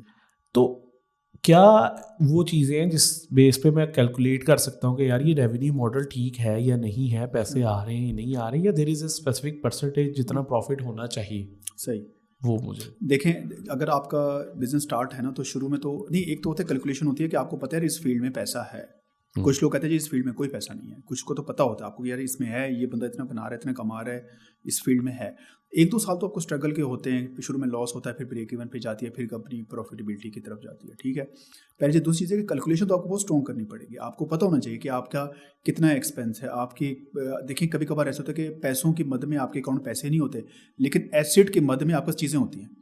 पहले अगर आप 5 मरले के छोटे ऑफिस में आप बैठे थे और अभी आपका 2 कनाल का, 5 कनाल का, 10 कनाल का आपका ऑफिस है, इट्स मीन कि आपको वहाँ पे चीज़ें आई हैं, टेबल कुर्सियाँ, चीज़ें हैं, लोग एम्प्लॉयज़ आए हैं, कंप्यूटर आए हैं, सिस्टम आए हैं, चीज़ें आए हैं, तो वो आपने पैसे से ही तो खरीदी हैं। कभी कभार हमारी स्पेंड जो है वो बढ़ जाता है, हम एसेट्स खरीद लेते हैं, गाड़ियाँ आ जाती हैं, चीज़ें आ जाती हैं। ठीक है, तो वो भी आपके प्रॉफिट पैसों का ही तो हिस्सा था। लेकिन ये कि जहाँ आपका अभी जिस ऑफिस स्ट्रक्चर जगह पे आप बैठे हुए हैं, 2 साल के बाद भी आपके उतने ही एम्प्लॉयज़ हैं, उतना ही सेटअप है, आपके एसेट भी नहीं बढ़े और बैंक में बैलेंस भी नहीं है, तो समझ जाए कि आपको प्रॉफिटेबिलिटी नहीं आ रही। अच्छा, एक तो होता है कि आपकी अपने कुछ एक्सपेंस, फजूल खर्चे इतनी ज़्यादा हो जाती हैं, उसमें बिजनेस का कोई कसूर नहीं होता। आपके अपने एक्सपेंस इतने ज़्यादा, आप कहते हैं यार ये इस बिजनेस में तो फ़ायदा नहीं भाई, बिजनेस में फ़ायदा था, आपके पर्सनल एक्सपेंस। इसलिए तो आपको एक बेहतरीन किस्म का चार्टर्ड अकाउंटेंट चाहिए होगा जो आपको बताएगा कि सर आपके अपने एक्सपेंस ज़्यादा हैं, कंपनी प्रॉफिटेबिलिटी में है, अगर आप अपने खर्चे कम करते हैं कंपनी फ़ायदे में हो जाएगी। तो वो थोड़ी चीज़ें समझने की होती है। इसलिए मैं हमेशा सीईओ को कहता हूँ कि जो कंपनीज के सीईओ है हमेशा अपनी सैलरी फिक्स रखें। मैं मेरी 1.5 लाख सैलरी है, मैं अपनी कंपनी से 1.5 लाख लेता हूँ बस। बाकी जो मेरी गाड़ी का फ्यूल, चीज़ें, घर मर, वो सारा मेरा कंपनी उठाती है क्योंकि मैं सीईओ हूँ, लेकिन मैं उससे ज़्यादा नहीं उठा सकता। इवन कभी कभार जैसे वो एक ऐसी बात आई डोंट नो शेयर करनी नहीं चाहिए, मेरे दोस्त ने मुझे कहा कि मुझे यार 10 लाख चाहिए, तो मैं कहा मेरे पास 10 लाख तो नहीं है। वो कहते यार तो चिल्तनपुर के सीईओ तो 10 लाख नहीं है। मैं कह मेरी 1.5 लाख सैलरी है मेरी। तो कहते हो तो आपको तो करोड़ों में कंपनी की सेल है पर मंथ। तो मैं कहा यार वो तो कंपनी की है ना। तो कहते वो आपकी है। हाँ, लेकिन मैं कहा मैं तो जॉब कर रहा हूँ यहाँ पे। तो कहता इसका ऑनर कौन है? मैंने कहा मैं हूँ। तो उसको समझ नहीं आ रहा था कि कॉर्पोरेट कल्चर क्या बला होती है। तो जब कॉर्पोरेट आप कल्चर में आते हैं ना तो आप अपनी फिक्स सैलरी रखते हैं। ये नहीं होता कि जितना पैसा आया और आपने अपने ऊपर लगाया और यहाँ वो खर्च कर दी, गाड़ी ले ली, घर ले लिया, जो भी वट एवर ट्रैवल पे लगा लिया। अगर आप 1.5 लाख ले रहे हैं तो सिर्फ 1.5 लाख से ही फिर अपना घर चलाएं। तो जब इस तरह की जब चीज़ें करेंगे तब आपको समझ आता है कि यार मेरा खर्चा ज़्यादा है या कंपनी का प्रॉब्लम है। तो एक अच्छा चार्टर्ड अकाउंटेंट जब आप रखेंगे तो वो आपको बताएगा कि सर प्रॉब्लम कहाँ पे है। अच्छा, मुझे ये बताइएगा कि मैंने आज एक कंपनी स्टार्ट करनी है, मेरे पास पैसे नहीं है। ठीक है, it can be from any domain. ठीक है, आपका जिन जिन डोमेन्स में एक्सपीरियंस है आप उससे रिलेटेड भी बताइएगा। मैंने एक कंपनी जब स्टार्ट करनी है, जैसे आपने कहा चार्टर्ड अकाउंटेंट लेने जाने वक्त सही, मेरा जूस निकल जाता है भाई, सही वो 2 बात, लाख रुपया मांगता है मुझसे महीने का। सही बात अगर मुझे स्टार्ट करनी है है, कंपनी और चार्टर्ड अकाउंटेंट के लेवल तक लानी है कि मैं सही, उसको अफोर्ड कर सकूं, मुझे कुछ स्टेप्स बता दें सही, कि कासिम ये चीज़ें, जैसे आपने कहा वो 4 चीज़ें तो बिजनेस में होनी चाहिए, वो तो हमने मान ली, ठीक है। लेकिन कुछ टेक्निकल स्टेप्स भी बता दें कि इन 5 टेक्निकल स्टेप्स के बाद आप एक स्टार्टअप को सक्सेसफुल बना सकते हैं। जी, देखिए स्टार्टअप के लिए, बिजनेस स्टार्ट के लिए ना पैसे चाहिए नहीं होते। अगर अच्छा। आपके पास हैं तभी मैं लोगों को कहता हूँ खर्च ना करें। मैंने हमेशा जितना आप, जब आप फर्स्ट कंपनी स्टार्ट करते हैं ना तो कंपनी के सीईओ भी आप होते हैं, अकाउंटेंट भी आप होते हैं, एचआर भी आप होते हैं, सेल्समैन भी आप होते हैं, मार्केटिंग पर्सन भी आप होते हैं। तो जितना आप सबसे पहले चीज़ को खुद सीखेंगे तो अगले बंदे को सिखाएंगे ना। वो जो चार्टर्ड अकाउंटेंट जब जिस लेवल पे आपके पास बंदा आता है ना, वो बहुत आगे की स्टेज होती है। वो स्टेज आती है 5 साल के बाद। उससे पहले तो सब कुछ आप खुद हैं, और उस टाइम जो आपने बंदे हायर करने हैं वो भी आपने बेसिक लेवल के ही हायर करने हैं। आपकी एक बंदे की कंपनी है तो बंदा भी आपके पास फ्रेश ग्रेजुएट ही आएगा ना। जब आप 5-10 साल मार्केट में होंगे तब आपके पास लम्स का बच्चा भी आएगा। अब आप, अगर आप एक बंदे की कंपनी है ना तो कभी भी आपके पास IBA का लम्स का बच्चा कभी भी जॉब करने नहीं आएगा आपके पास। वो कहेगा मैं तो जाऊँगा भाई, मैंने तो कॉक में जाके जॉब करनी है, मैंने तो यूनिलीवर में जाके जॉब करूँगा, मैं आपके पास क्यों? आप बेशक उसको 3 गुना ज़्यादा सैलरी दे दें। अगर वो यूनिलीवर में 3 लाख रुपये ले रहा है, आपको 6 लाख रुपये बुलाएं, वो फिर भी नहीं आएगा, क्योंकि उसको पता है कंपनी छोटी है। तो आपके पास शुरू में तो आते ही सारे बच्चे स्टार्टअप, छोटे मोटे कॉलेज यूनिवर्सिटियों के डिप्लोमा होल्डर्स बच्चे आएंगे, तो उसको तो सबसे पहले आपने काम सिखाना है। तो सबसे पहले आप खुद ही काम सीखें बैठ के कि यार क्या किस तरह काम है, फिर आप उसको आगे डिलीवर करेंगे। तो शुरू में ऐसा ना आपको कुछ हाई सैलरीज देनी पड़ती हैं, छोटे लेवल पे बैठ के भी आप काम कर सकते हैं। जब मैंने अपनी बिजनेस कंपनी स्टार्ट की तो मैं नीचे, मतलब हमारे पास टेबल चेयर के पैसे भी नहीं थे, और नीचे कारपेट पर बैठ के हमने काम किया। मैं अक्सर अपने इंटरव्यूज़ में कहता हूँ तो लोग बड़े हैरान और परेशान होते हैं। मैं एक दफ़ा तो मैंने हायरिंग कर रहा था तो मैं बैठा हुआ था नीचे, तो उसने कहा जी सर मैं जॉब के लिए आया हूँ, तो वो आके नीचे बैठ गया। कारपेट सी थी, उस पर हम बैठे हुए थे, टेबल चेयर भी नहीं थी, पहला जो बंदा मैंने हायर किया था। तो उसने मुझे कहा कि सर आप नीचे क्यों ऐसे बैठे हो, इसकी क्या वजह? तो मैं कहा यार ये, क्योंकि हमारा उस टाइम मैं स्टार्ट कर रहा था कंपनी, तो मैं कहा यार ये जो है ना जॉइंट्स के लिए, घुटनों के लिए बहुत अच्छा है, तो हम जितने बड़ी कॉर्पोरेट बन जाए हम हमसे नीचे ही बैठेंगे। तो वो बंदा भी मेरी कंपनी में है, तो बाद में उसको मैं समझाया, मैं कहता अब यार मेरे पास पैसे नहीं थे टेबल चेयर के, तो मुझे बहाना बनाना पड़ा था। तो ये सारी चीज़ें होती है कि शुरू में आपको सारे काम ज़ीरो स्टार्ट करना पड़े। मैंने अपना बिजनेस ज़ीरो स्टार्ट किया, ऐसा ऐसा फिर जितना कमाया उसी कंपनी से, फिर उसी कंपनी में ही लगाया मैंने। अच्छा, शुरू में आप कहेंगे चलिए पहला एम्प्लॉय हायर किया, उसको तो सैलरी देनी है। जो मैंने पहले बंदा हायर किया था ना, पहले 2 बंदे हमने हायर किए थे, तब उनको मैंने कहा था यार फर्स्ट सैलरी ना 2 महीने के बाद मिलेगी, जो पहली सैलरी होती है, ये हमारी कंपनी का असूल है। 2 बंदे थे, मैंने को दोनों का, क्योंकि मुझे इतना अपने ऊपर कॉन्फिडेंस था कि मैं कहा यार मैं 60 दिन में इतने पैसे कमा लूँगा उन बंदों से कि मैं उन्हीं के कमाई से ही सैलरी दे दूँगा। जेब में कुछ नहीं और 2 बंदे हायर कर लिए, सैलरी के पैसे नहीं है, लेकिन थोड़ा कॉन्फिडेंस था कि यार मैं 2 महीने में इतना काम कर लूँगा कि, यानी उनकी तब बहुत पुरानी बात है, 15,000 रुपये उनकी सैलरी थी, 2 बंदे 30,000 थे, तो मुझे था कि यार मैं 50, 60, 70,000 तो महीने कमा लूँगा, उसमें से 30,000 तो उनको दे ही दूँगा। 10 साल पुरानी बात बता रहा हूँ।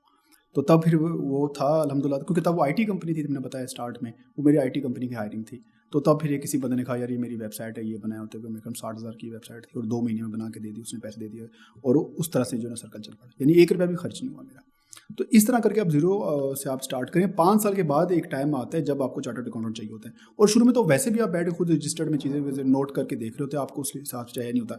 जब आपका कंपनी ग्रो करती है, जब आपकी सेल महीने में करोड़ों में जाती है, तब आप सेल्स टैक्स में रजिस्टर्ड होते हैं, FBR में रजिस्टर्ड होते हैं, आप अपना NTN बनाते हैं, प्रॉपर कंपनी को लेके चलते हैं, फिर आपको चार्टर्ड अकाउंटेंट की जरूरत है। शुरू में तो आप किसी तरह की भी हायरिंग ना करें, अगर करेंगे तो आप अपना नुकसान उठाएंगे। मैं कहता हूँ लोगों के पास पैसा है तब भी ना खर्च करें, ज़ीरो से स्टार्ट करें, ताकि आप हर चीज़ को खुद सीखें। और खुद सीखने का मज़ा ये होता है कि जब आप बंदा हायर करते हैं ना, जैसे हमारे वर्ड यूज़ करते हैं कि आपको कोई डंडी नहीं मार सकता, क्योंकि आपने सारा काम खुद किया होता है। जैसे आप सेल्स के बंदे को कहते हैं कि यार ये टारगेट्स हैं, ये मुझे 2 लाख रुपए की सेल करके दिखाओ 1 महीने के अंदर। अब वो कहेगा नहीं सर हुई नहीं 50,000 क्यों? आप कहोगे यार मैंने खुद भी ये काम किया हुआ है, 2-2 लाख 1 महीने में मैंने खुद भी सेल की हुई है, तो वो आपको डंडा नहीं मार सकता। तो ये एक वो होता है कि आप सारे काम, हर कंपनी का हर काम आपको खुद आना चाहिए, तभी आपको कामयाबी मिलेगी। अच्छा नजम भाई, एक चीज़ कंफ्यूज कर रही है जी। जो कि मेरे लिसनर्स को लाजमी कर रही जी, होगी, जी। वो क्या है कि यार इट डजंट मेक सेंस कि एक बंदे ने ज़ीरो से स्टार्ट किया और सही। करोड़ों में सेल्स लेगी। सही ठीक है, सही एक समराइज्ड जर्नी बतानी है आपने अपने 10 साल की, समराइज्ड कि यार मैंने ये किया ये किया ये किया ये किया ये ठीक, किया ठीक। और फिर मैं आज जाके करोड़ों की सेल्स इस तरह से निकाल पा रहा हूँ। ठीक। क्योंकि ये लोग अभी भी यही समझ रहे हैं सही कि यार हवा में गोली मार रहे हैं, वाले साहब के पास पैसे थे, बिजनेसमैन थे, वहाँ से पैसे लगा के सही कह रहे बिजनेस चलाया। सही तो ज़ीरो से हीरो तक का जो सफ़र है वो आपने समराइज्ड फॉर्म में बता दें। बिल्कुल ऐसे। देखिए किसी भी कंपनी को अगर आपने वेरीफाई करना हो, चेक करना हो कि वाकई उन्होंने ज़ीरो से स्टार्ट किया, तो उसका जो सबसे बेस्ट होता है ना, वो उसका फर्स्ट एम्प्लॉय होता है। फर्स्ट एम्प्लॉय पूरी जर्नी आपको बता सकता है कि किस तरह ये स्टार्ट हुआ। अब जब मैंने ये काम स्टार्ट किया तब मैं आपको 10 साल की समरी 2 मिनट के अंदर बता देता हूँ। सबसे पहले तो मैंने आईटी कंपनी जब बनाई थी, पहले 2 बंदे हायर किए, उसके मैंने आपको बता दिया किस तरीके। उसके बाद हमने तीसरा बंदा रखा, फिर हमने एसईओ के ऊपर काम किया, फिर उसके ऊपर हमने डिजिटल मार्केटिंग के ऊपर काम किया। करते करते आईटी कंपनी के अंदर मेरे 10 एम्प्लॉय हो चुके थे। अब वो 10 बंदे थे, लेकिन वो वही था कि प्रॉफिटेबिलिटी नहीं थी उसमें। वो तकरीबन मैंने 2 साल वो चलाए, 2 साल चलाए, लेकिन 2 साल में वही वाली बात थी कि कुछ चीज़ें आ नहीं रही थी। वही छोटा कमरा, वही छोटा सा ऑफिस, और 2 साल के अंदर वहीं पे, जहाँ पे मैं 2 साल पहले था, 2 साल के बाद में वहीं पे खड़ा था। तब मुझे फील हुआ कि इसमें प्रॉफिटेबिलिटी नहीं है। बाद में लोगों ने कहा कि नहीं, आईटी के अंदर सबसे ज़्यादा प्रॉफिटेबिलिटी है। आपका कोई पैशन नहीं है, वो एक चीज़ मिसिंग थी। क्योंकि आपका इसमें पैशन नहीं है, एक्सपर्ट तो आप हैं क्योंकि आपकी डिग्री उसमें है। सोसाइटी को भी इम्पैक्ट होता है। हम अच्छे ऐप्स बना रहे थे, अच्छी चीज़ें बना रहे थे, सोसाइटी को उससे फ़ायदा हो रहा था। जैसे व्हाट्सएप है, उससे सहूलत है, लोगों को फ़ायदा है, तभी तो चल रहा है। लेकिन रेवेन्यू नहीं आ रहा था। रेवेन्यू क्यों नहीं आ रहा था? क्योंकि मेरा पैशन नहीं था। एक्सपर्ट था लेकिन पैशन नहीं था, क्योंकि मैं 6 बजे बाद ऑफिस बंद करके भाग दोस्तों के साथ यहाँ वहाँ घूमने फिरने फुल टाइम दे ही नहीं सकता था। तो 2 साल के बाद मैंने डिसीजन लिया कि यार इसको स्विच किया जाए। उसके बाद फिर मैंने देखा, बाहर से मेरे कोई दोस्त आए हुए थे, तो उसने पहली दफ़ा मैंने खुद ऑर्गेनिक का वर्ड सुना था, तो मैंने उसको, देसी घी था और अचार थे, कुछ चीज़ें मेरे गांव से आई थी, साग माग इस टाइप की चीज़ें, यूके का मेरा दोस्त था, मैंने उसको दे दी। दोस्त के साथ मेरा एक फ्रेंड था, वो आया था, तो उसने कहा यार ये क्या चीज़ें हैं, तो उसको समझ नहीं आ रहा था। मैं कहा यार ये देसी होते हैं, गाँव से आते हैं। तो उसने कहा अच्छा ऑर्गेनिक। तो पहले दफ़ा मैंने खुद ऑर्गेनिक का वर्ड सुना। मैं कहा ऑर्गेनिक क्या होता है? कहते हैं ये जो नेचुरल, जिसमें केमिकल्स नहीं होते। मैं कहा हाँ ये ऑर्गेनिक। मैं कहा ये मुझे इसका बड़ा शौक है और ये मेरे गांव से आते हैं और ये सारी चीज़ें। तब वो उसमें शहद भी था, वो लंदन लेके चला गया। वहाँ पे जाके उसने कुछ दोस्तों को दिया, उनको बड़ा पसंद आया, तो मुझे लंदन से फिर मैसेज आना शुरू हो गए। उसने मेरा जो नंबर था वो काफ़ी दोस्तों में वायरल कर दिया कि यार अगर आपको हनी चाहिए तो पाकिस्तान से इसे DHL के थ्रू मंगवा लिया करो। तो मुझे ना मैसेज आना शुरू हो गया कि यार हमें पाकिस्तान का जो है ना, ये चकवाल से मैं शहद मंगवाता था कि यार ये मुझे चाहिए। तो मैंने 1 दफ़ा भेजा, 2 दफ़ा भेजा, तीसरी दफ़ा ना DHL ने उस पर पाबंदी लगा दी। उसने कहा यार देखिए आप इस तरह नहीं भेजेंगे, ये कोई ब्रांड होगा तो ब्रांड के थ्रू ही जा सकता है, आपके ऊपर स्टिकर लगा हुआ है ना कुछ है। तो मैं कहा यार मैं तो गिफ्ट भेज रहा हूँ। कहते जो भी होगा कस्टम वाले तंग करते। अब मैंने कहा जी इसके ऊपर चिल्तन टेक्नोलॉजी तो मैं नहीं लिख सकता। मैं कहा चलो चिल्तन प्योर लिख देते हैं क्योंकि प्योर हनी है। मैंने स्टिकर्स बनवाए तकरीबन कोई 500-600 और तकरीबन कोई उसके ऊपर स्टिकर लगा के मैंने भिजवा दिया। अब बाकी जो मेरे पास स्टिकर्स रह गए थे ना, शायद पैक किए हुए, अब मैंने कहा यार मैं क्या करूँ, चलो उसको ऐसे फेसबुक पे लगा देता हूँ। और जब मैंने उसको फेसबुक के ऊपर लगाया और लोगों ने फिर ऑर्डर करना शुरू कर दिया, और मैं मतलब 2 महीने के अंदर मुझे इतना बिजनेस आ गया कि मैंने 2 साल में आईटी से नहीं कमाया था, इतना 2 महीने मैंने शायद बेच के कमा लिया। तो मैं कहा यार ये तो बड़ा मज़ेदार काम है, क्योंकि मुझे उसमें पैशन था, शौक था। तो सारे दिन उस पर काम करता था, उसकी डिज़ाइनिंग पे, चीज़ों पे, उसके इंग्रेडिएंट्स लिखना, उसके लिखना कि क्या इसके फ़ायदे हैं, क्या इसके कैसे यूज़ करना है, किस तरह। तो मैं उसको ज़्यादा टाइम दे रहा था, आईटी कंपनी को कम टाइम दे रहा था। उससे ज़्यादा बच रहा था, आईटी से कुछ बच नहीं रहा था। तब मुझे था कि यार यही चीज़ जो है ना मुझे प्रॉफिटेबिलिटी की तरफ लेके जा सकती है। तब इस तरह फिर मैं शायद से मैंने लॉन्च किया, फिर हमने 200 ऑयल्स लॉन्च किए। सारा मैंने ऑनलाइन ही किया। आहिस्ता आहिस्ता जो मेरी क्लाइंटेल थी, जो मेरे कस्टमर थे, वो बढ़ते गए। अभी भी हमारे 70% रिटर्निंग कस्टमर हैं। यानी कि आज भी अगर हम मार्केटिंग छोड़ दें, ऑनलाइन का बिजनेस छोड़ दें, कुछ भी ना करें, 70% कस्टमर फिर भी हमसे आके लेगा, हमसे फिर भी आपसे बाय करेगा। तो मेरा जो कस्टमर था वो बहुत लॉयल था, उसको पता है कि मैं प्योर और नेचुरल चीज़ें देता हूँ, और पाकिस्तान की वाहिद कंपनी थी, उस हिसाब से हम करके दे रहे थे। ये सारी चीज़ें आपको पुंसार के पास भी मिलती हैं, लेकिन उनके पास वो मतलब गंदी मुंदी पैकिंग में होती है ना, उन्होंने उस पर लिखा होता है कि कैसे यूज़ करना है, क्या इसके बेनिफिट्स हैं, किन किन को यूज़ करना चाहिए, किन किन को यूज़ नहीं करना चाहिए। तो करते करते करते जब हमने नंबर ऑफ़ प्रोडक्ट्स की रेंज निकाली तो कस्टमर बढ़ता गया और उन्होंने हमसे बाय करते गए। सिंपल सी है, हमारे प्रोडक्ट के अंदर क्वालिटी थी। जब आपकी क्वालिटी होती है ना तो आपको बहुत ज़्यादा मार्केटिंग के ऊपर पुश नहीं करना पड़ता। जब आप प्रॉपर लिटरेचर देते हैं, लोगों को बताते हैं, ये चीज़ थी। दूसरा चीज़ ये था क्योंकि मैं आईटी का था तो लोगों का ज़रा ट्रस्ट कम था। उसने कहा यार एक आईटी का सॉफ्टवेयर इंजीनियर कैसे ऑर्गेनिक बेच रहा है, तो मुझे ऑर्गेनिक के कुछ कोर्स करने पड़े बाहर से। फिर मैंने अरोमा थेरेपिस्ट बना तो और ट्रस्ट बिल्ट हुआ। आपने कहा ना कि एकदम से कैसे चला गया, तो मैं लोगों में ट्रस्ट डेवलप कर रहा था। मैं कहता यार ट्रस्ट कैसे डेवलप किया जाता है। उनका जी अगर कोई डॉक्टर बेचेगा तो समझ आता है, हकीम बेचेगा तो समझ आता है, आप ना डॉक्टर है ना आप हकीम है। तो मुझे फिर अरोमा थेरेपिस्ट यानी खुशबू से एक इलाज होता है, ट्रीटमेंट होता है, मुझे वो सीखना पड़ा। फिर मैंने लोगों को वो करवाया। फिर रिव्यूज़ इतने अच्छे आने शुरू हुए। दुनिया कि जो बेस्ट मार्केटिंग होती है ना वो वर्ड ऑफ माउथ होती है। तो जब लोगों ने मेरे बारे में बताना शुरू किया, बड़ी बड़ी सेलिब्रिटीज़, बड़े बड़े यानी कि आर्मी के कुछ जर्नैलों को हमने अप्रोच किया, हालांकि किसी को शॉर्ट आउट नहीं करते। आप यूट्यूब पे सर्च करें, 2 जर्नैलों के रिव्यूज़ पढ़ें जिन जर्नैलों ने हमें रिव्यू दिए। आज तक किसी जर्नैल ने किसी प्रोडक्ट को प्रमोट नहीं किया, लेकिन चिल्तन प्योर को 2 जर्नैलों ने प्रमोट किया, उन्होंने बाकायदा वीडियोज़ बना के दिए और वो यूट्यूब पर लगी हुई है। पाकिस्तान की कोई सेलिब्रिटी ऐसी नहीं है जिनको हमने प्रोडक्ट भेजे हों और उन्होंने हमें अच्छा रिव्यू ना दिया हो। खुद ही बड़े बड़े पॉलिटिशियंस, बड़े MPA MNAs किसी को शॉर्ट आउट नहीं देते, किसी को रिव्यूज़ नहीं देते। चिल्तन प्योर को उन्होंने रिव्यूज़ दिया। मैं कहा आप चेक करें, अगर आपको अच्छा लगे और आपको लगता है कि आप पाकिस्तानी ब्रांड को प्रमोट करना चाहते हैं तो आप इस पर रिव्यू करें। खलीलुर रहमान कमर साहब जैसे आदमी जो मतलब प्राइम मिनिस्टर कहे तो उसको भी शॉर्ट आउट ना दे, उसने चिल्तन प्योर को शॉर्ट आउट दिया होगा।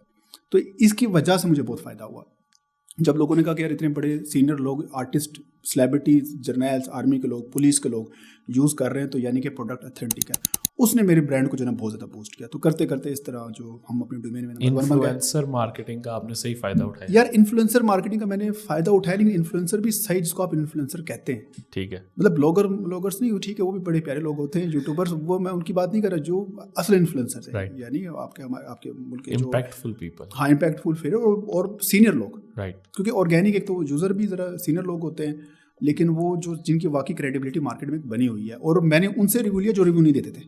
ठीक, मैं इनसे रिव्यू लेकर वो देते ना, मैं अगर हर प्रोडक्ट को प्रमोट करना शुरू हो जाऊँ तो एक टाइम में बंदा कहेगा ये तो हर प्रोडक्ट को, हर गंदी सड़ी प्रोडक्ट को प्रमोट करता है। मैंने उनसे रिव्यू लिया जो किसी को रिव्यू नहीं देते थे। ठीक है, खलीलुर रहमान कमर साहब से रिव्यू लेना मतलब एक बात थी, उन्होंने यूज़ किया, चेक किया, उसने कहा यार बेहतरीन प्रोडक्ट है। मैंने कभी ज़िंदगी में किसी को नहीं दिया। मैं आपके उन्होंने 2 मिनट की एक वीडियो बना के मुझे दी, मैंने उसको फेसबुक पे लगाई और वो बड़ी वायरल हुई। लोगों ने कहा अगर ये बंदा कह रहा है ठीक है तो फिर वाकई प्रोडक्ट ठीक है। ठीक है, तो ये इस तरह ये असल सक्सेस ये उसकी रीज़न ये थी। Good to know that. अच्छा, आपने, मैं क्योंकि एसईओ का बंदा हूं तो मेरे जहन में कीवर्ड रह जाते हैं। 2 बार आपने डिस्कस कर लिया अरोमा थेरेपी। जी जी, तो इसको थोड़ा सा एक्सप्लेन करें कि ये क्या ट्रीटमेंट और कहाँ चलता है और क्या ज़रूरत है इसकी। देखिए अरोमा, मैं पाकिस्तान का फर्स्ट सर्टिफाइड अरोमा थेरेपिस्ट हूँ। अरोमा कहते हैं खुशबू को, और थेरेपी मतलब ट्रीटमेंट, इलाज, यानी खुशबू से भी इलाज होता है। देखिए ना, खुशबू सुन्नत ऐसी ही तो नहीं है, उसके पीछे एक वजह है।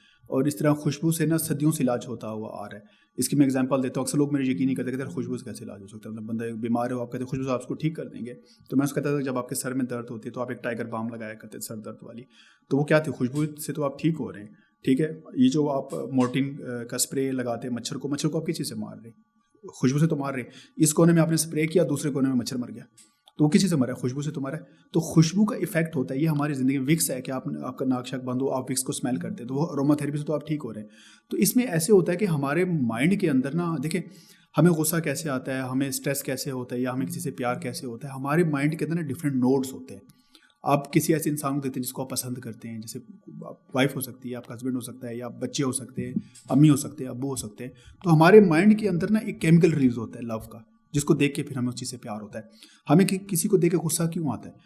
ऐसे इंसान जो आपको अच्छा नहीं लगता, आपको देखता है आपको एकदम से गुस्सा आ जाता है, ठीक है। वो क्या होता है, आपके माइंड के अंदर डिफरेंट नोड्स होते हैं। वो जो गुस्से वाला नोड होता है ना, वो केमिकल रिलीज करना शुरू कर देता है। अच्छा, आपको नींद कैसे आती है, इसका फैसला आपका दिमाग करता है। वो क्या करता है, स्लीप का है, वो जो केमिकल होता है वो रिलीज करना शुरू हो जाता है। एक केमिकल है, मैं उसका नाम नहीं लूँगा, अगर वो किसी को आप सुंघाएं तो बंदा बेहोश हो जाता है। वो कैसे होता है? खुशबू से बेहोश हुआ। कैसे हुआ? वो जो स्लीप का जो नोड होता है ना, वो उसको जाकर फोर्स करता है कि केमिकल रिलीज करो। वो जैसे केमिकल रिलीज करता है बंदा बेहोश हो जाने की सो जाता है। इतना ज़्यादा वो रिलीज होता है कि बंदा उस उसमें चला जाता है, ऑरा में चला जाता है। इसी तरीके से अरोमा थेरेपी क्या करती है, सारे तो ट्रीटमेंट हो रही है खुशबू से, तो हम क्या करते हैं, वो जो नोड है उसको कंट्रोल करते हैं। यानी फॉर एग्जाम्पल कोई बंदा डिप्रेशन में, स्ट्रेस में, तो इसके मीन के जो उसका स्ट्रेस का नोड है वो केमिकल रिलीज कर रहा है। अरोमा थेरेपी कैसे ट्रीट करती है, उसको जाके कंट्रोल करती है। इसी तरीके से वेट लॉस को भी अरोमा थेरेपी से कंट्रोल किया जा सकता है। बंदा कहता है यार मतलब वजन का खुशबू से क्या ताल्लुक है? हमें जब भूख लगती है ना, इसका फैसला हमारा पेट नहीं करता, इसका फैसला हमारा दिमाग करता है। कभी कभार ऐसे होता है ना कि आप बहुत ज़्यादा बिजी होते हैं दिन में, आपको खाना भूल जाते हैं। हुआ है कभी? क्यों भूला है? क्योंकि आपका दिमाग इतना ज़्यादा बिजी था, उसको मौका ही नहीं मिला उस नोड को कि भाई भूख का टाइम है। अगर पेट नहीं करना होता तो आपको भूख लग जाती। इट्स मीन कि हमारा जब हमें भूख लगती है और जब पेट भर गया, इसका फैसला कौन करता है? इसका फैसला भी हमारा दिमाग करता है। पेट नहीं कहता कि मेरा भर गया, दिमाग कहता है। इसलिए तो कहते हैं ना ऐसा ऐसा खाना चाहिए। क्यों कहते हैं? जब आप स्लो खाते हैं तो आप कम खाते हैं। उसका ये होता है कि क्योंकि उसका एक टाइम होती है, एक फ्रिक्वेंसी होती है, 3 से 4 से 5 मिनट का एक टाइम होता है। जब आप स्लो खाएंगे ना, बेशक आप ऐसा ऐसा खाएंगे, 5 मिनट के अंदर वो दोबारा केमिकल रिलीज करना शुरू हो जाता है। आप बेशक वैसे भी अगर एक रोटी को अगर चबाते रहें तो भी वो 5 मिनट बाद रिलीज करेगा कि पेट भर गया, बंदा कहेगा मैंने तो कुछ खाया नहीं। ये एक्सपेरिमेंट कभी करके देखिएगा। तो इस तरह जब मैंने माइंड को पढ़ना शुरू किया कि दिमाग क्या होता है, किस तरह काम करता है, तो उसमें मुझे खुशबू का पता चला। और मैं क्योंकि मुस्लिम साइंटिस्ट को बहुत ज़्यादा पढ़ता था, मुझे बाद में चला कि इसकी ईजाद भी इब्न सीना, अबू अली सीना, जो कि was known as a father of modern medicine कहलाते थे, मुसलमानों की ईजाद थी। मेरा और इंटरेस्ट डेवलप हो गया, मैं कहा इसको तो मैंने सीखना है। तो मैंने जब देखा कि ईरान में, अरब कंट्रीज़ में अभी भी जब बच्चे पैदा होते हैं तो आप देखते हैं वो दूनी दी जाती है। वो दूनी क्या है? वो अरोमा थेरेपी है। वो मतलब हमारी लाइफ का हिस्सा है, लेकिन हमें पता नहीं था कि अच्छा यार इसको अरोमा थेरेपी कहते हैं। तो खुशबू का एक जो है ना वो चीज़ें होती है। खुदा ना खास्ता अगर कोई फोत हो जाता है तो अगरबत्तियाँ जलाई जाती हैं। वो अगरबत्ती बंदे को काम करने के लिए, जो लोग वहाँ पे बैठे होते हैं अफसुर्दा होते हैं, उनको रिलैक्स करने के लिए जलाई जाती है, ताकि और ज़्यादा मज़ीद वो अफसुर्दा ना हो। तो इस चीज़ का हमारे अरोमा थेरेपी इस्तेमाल की जाती है। खुशी में भी इस्तेमाल की जाती है, गम में भी इस्तेमाल की जाती है, बीमारी में भी इस्तेमाल की जाती है। ये खुशबू होती है, ये तेल से बनती है, प्रोडक्ट से बनती है, जैसे लेवेंडर है। तो उन चीज़ों से मैंने डिफरेंट करके ये अरोमा थेरेपी के ऑयल्स बनाए, फिर लोगों को दिए, फिर लोगों को बताया। और बहुत ही आसान, दुनिया का सबसे आसान तरीका है जो इलाज है वो अरोमा थेरेपी है। यानी उसको आपको किसी कंसल्टेंट की ज़रूरत ही नहीं है, बस आपको पता होना चाहिए किस चीज़ के लिए कौन सी चीज़ है। आप घर में मंगा लो, खुद ही स्मेल कर लें। किसी कंसल्टेंट के पास जाने के लिए, डॉक्टर के पास जाने, वो सबसे आसान सस्ता 1000 रुपये की बोतल है। वो मुझे लगता है तकरीबन कोई वो 5 साल चलती है। दुनिया की सबसे सस्ती मेडिसिन उसको मैं कहता हूँ, और सबसे आसान तरीका है। बस आपने स्मेल करना है, क्या है बस। चले, हमें कोई आम जो बीमारी है उसका अरोमा थेरेपी के थ्रू इलाज भी बता दें कि जो लोग सुन रहे हैं, कोई आम बीमारी जिसका क्विकली इलाज आप बता सकते हैं। सबसे ज़्यादा तो मेरे पास जो लोग आते हैं ना, वो आते हैं स्लीप डिसऑर्डर वाले, नींद का बड़ा मसला होता है। लोग कहते हैं नींद नहीं आती, तो उसके लिए मैं लोगों को रिकमेंड करता हूँ लेवेंडर एसेंशियल ऑयल, जो है ना, रात को सोने से पहले थोड़ा सा आप स्मेल कर लिया करें। वो क्या करते हैं, जो आप ओवर थिंकिंग हो रहे होते हैं ना, असल में हमें नींद का प्रॉब्लम इसलिए आ गया आजकल ना, इंसान सोचना बहुत ज़्यादा शुरू हो गया है। राइट। ये पूरी स्टडीज़ है कि आज जितना इंसान इस वक्त सोचता है, आज से पहले लोग इतना नहीं सोचा करते थे। आजकल इंसान बहुत ज़्यादा सोचता है, वो अपना माइंड ओवर इस्तेमाल कर रहा है। तो जिसकी वजह से ना आप जब आपको नींद इसलिए आती, क्योंकि आप अभी भी आपका माइंड एक्टिव होता है, आप कोई ना कोई चीज़ सोच रहे होते, ये सोच रहे हो, वो सोच रहे हो, तो नींद कहाँ आएगी आपको। तो यही लेवेंडर एसेंशियल ऑयल क्या करता है, आपकी सोच को कंट्रोल करता है, आपको रिलैक्स करता है। जैसे आप रिलैक्स होते हैं तब आपको नींद आ जाती है। तो मेरे पास ज़्यादातर प्रॉब्लम लोग इस चीज़ के आते हैं। या कुछ लोग कहते हैं जी हमें स्ट्रेस का प्रॉब्लम है, उसके लिए कैमोमाइल एसेंशियल ऑयल, संदल का एसेंशियल, संदल वुड जो होती है उससे तेल निकलता है, उसके आप स्मेल करेंगे तो उससे भी काफ़ी स्ट्रेस, एंजाइटी जो है वो कंट्रोल होते हैं। एंजाइटी के और स्लीप डिसऑर्डर के लोग मेरे पास ज़्यादातर आते हैं, 70-80% लोग वही होते हैं। ठीक है, लेवेंडर ऑयल आपने ये रिकमेंड किया जी, लेवेंडर स्लीप के लिए, हाँ स्लीप के लिए। ठीक है। स्ट्रेस के लिए आप संदल का और कैमोमाइल का एसेंशियल ऑयल मार्केट से भी मिल जाता है, हर जगह से मिलता है, वो आप यूज़ कर सकते हैं। ठीक है। अच्छा, अब क्योंकि आपसे डिस्कशन करता जाऊंगा तो मेरा ख्याल है हम लोग और 2 घंटे बैठे रहेंगे। आपके पास भी टाइम थोड़ा, मेरे पास भी टाइम थोड़ा, तो इसको थोड़ा सा सम अप करने के लिए I would ask you one recommendation, one life message, one thing you want to share with our audience, लेकिन जो आपने पहले कभी नहीं शेयर की। ठीक है। कासिम, ये एक ऐसा मैसेज है मुझे लगता है कि हमारी ऑडियंस के लिए बड़ा काफ़ी मिसिंग है, कोई फैक्टर, या ये होना चाहिए, या ये चीज़ है जो बेहतरीन है, सो उसके बारे में बताइए। यार देखिए, ये कुछ दिन पहले की बात थी। हमारे बहुत अच्छे दोस्त हैं आबिद भट्ट साहब, हम लोग साथ बैठे हुए थे, तो वो मुझे कह रहे थे कि यार मुझे एक रिसेप्शनिस्ट ढूंढ दो। तो मैंने कहा भट्ट साहब क्या आपको रिसेप्शनिस्ट नहीं मिल रही? तो मुझे कह रहे थे कि यार मैं तकरीबन कोई 100 से ऊपर इंटरव्यूज़ कर चुका, मुझे अभी तक एक भी उस लेवल की बंदा या बंदी नहीं मिली जो मैं कहूँगा इसको रिसेप्शन पे मैं रख सकता हूँ। अच्छा। यानी माजरत के साथ लोग कहते हैं हमारे मुल्क में टैलेंट की कमी नहीं है। मैं कहता हूँ टैलेंट की कमी है। अच्छा सर, टैलेंट की कमी है, इसको मानना पड़ेगा। टैलेंट की कमी नहीं होती, आज हम यहाँ पे ना होते। आप हर चीज़ बाहर से मंगवाते, लोकली आप क्यों नहीं बना सक रहे? हर सर्विस आप बाहर से लेते हैं, ठीक है, लोकली सर्विस क्यों नहीं डेवलप कर सक रहे? टैलेंट की कमी है, इसको मानना पड़ेगा। इसमें बुराई नहीं है, इसमें कोई गलत बात नहीं है, इसको मानना पड़ेगा। हमारे यहाँ बच्चे उस हिसाब से टैलेंटेड नहीं है जिस तरह होने चाहिए। राइट। आप अपनी कंपनी में भी हायर करते हैं, आप बता रहे थे आप मुख्तलिफ सर्विसेज देते हैं, SEO की, डिजिटल, आप हायरिंग करना शुरू करें। आप एक पोस्ट लगाए, मुझे SEO एक्सपर्ट मिलेगा, मैं देखता हूँ कितने मिलते हैं आपको। आप लिखेंगे जी मुझे ग्राफिक डिज़ाइनर चाहिए, मैं देखता हूँ किस लेवल का आपको बंदा मिलता है। आप कहेंगे मुझे मार्केटिंग का बंदा चाहिए, मुझे 1 साल लगा रिटेल का बंदा ढूंढते हुए, रिटेल एक्सपर्ट चाहिए था, 1 साल लगा मुझे। 10 बंदे ट्राई किए, 10 बंदों को 2-2 महीने पे ट्रायल पे रखा और लाखों रुपये ज़ाया कर दिए। उसके बाद जाके बंदा मिला। कहाँ है बंदे सर? लोगों को रिसेप्शन पे रखने के लिए बच्ची नहीं मिलते। राइट। ये थोड़ा सा मुझे, कुछ लोगों को शायद बुरा लग रहा होगा, लेकिन ये है कि अपने अंदर एक्सपर्टीज़ डेवलप करें। उस हिसाब से हम नहीं हैं, हमें और ज़्यादा पढ़ने की ज़रूरत है। वो बड़े मशहूर था मुझे आई डोंट नो, मुझे नाम उनका भूल गया, उन्होंने बड़ी अच्छी कोटेशन थी, कहते हैं बहुत से लोग लिख रहे हैं, हालांकि उनको भी पढ़ना चाहिए। यानी कि अब कुछ जो लोग इस वक्त फील्ड में हैं उनको भी अभी आपको मज़ीद नॉलेज की ज़रूरत है। नॉलेज बहुत पावरफुल चीज़ होती है, नॉलेज को हासिल करें। हम थोड़ा सा पढ़ते हैं और हम कहते हैं बस मैंने करना है। जैसे कहते हैं ना नीम हकीम व बाले जान, तो हम नीम हकीम हैं, हम आधे हकीम हैं, हम बनने तो पूरा हकीम बने आप। तो मैं कहता हूँ पूरा नॉलेज हासिल करें फिर मार्केट के अंदर जाएँ। तो थोड़ा सा और हमें चाहिए कि हमारे जो बच्चे जो नए यंग अब जनरेशन आ रही है, इनको मज़ीद नॉलेज की ज़रूरत है, ये और ज़्यादा सीखें, अपनी फील्ड के अंदर और एक्सपर्ट हो। जैसे यूनिकॉर्न का भी मैं कहता हूँ, वो भी ये था कि यूनिकॉर्न ना बनने की पाकिस्तान में एक वजह ये भी होता है कि कंपनीज़ को उसके हिसाब से स्किल्ड वर्कर नहीं मिलते। चाइना दुनिया में क्यों नंबर 1 है? उसकी क्या वजह है? लोग कहते हैं सस्ता है, कोई सस्ता नहीं, पाकिस्तान से बहुत महंगा है, 4 गुना 5 गुना ज़्यादा महंगा है। नंबर 1 क्यों है?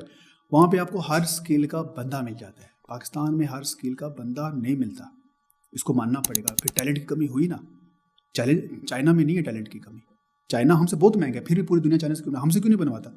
हम चाइना से 6 गुना सस्ते हैं। चाइना में एवरेज सैलरी लाख में चल रही है, यहाँ पे 25,000 रुपये, 3-4 गुना सस्ते हैं। तो दुनिया हमसे क्यों नहीं काम करवा रही? वो कह रहे हैं आप सस्ते हैं, टैलेंटेड नहीं है। तो हमें टैलेंटेड होना है, तो हमें और ज़्यादा एफर्ट करनी है, और ज़्यादा किसी को ये बात माइंड नहीं करनी चाहिए, और ज़्यादा हमें एफर्ट करें ताकि हम टैलेंटेड बने, फिर आप देखें कि आपका हमारा मुल्क कहाँ जाता है। बिल्कुल ठीक है। मेरा ख्याल है कि ये बहुत ज़्यादा एक सच्ची बात की है नजम भाई ने कि अगर हम लोग सीखते नहीं हैं, अगर हम लोग काबिल नहीं बनते, तो हम लोगों को कोई बंदा डेफिनेटली अपने दफ्तर में भी नहीं बुलाता कि भाई तुम तो इस काबिल ही नहीं हो कि तुमसे डिस्कशन की जाए। और ये इसमें माइंड करने वाली बात नहीं, we need to work on ourselves. So that's it from this podcast. I think you people have learned a lot. Keep sharing, keep subscribing to the channel. We will keep coming up with the numerous and latest podcasts for you. Thank you.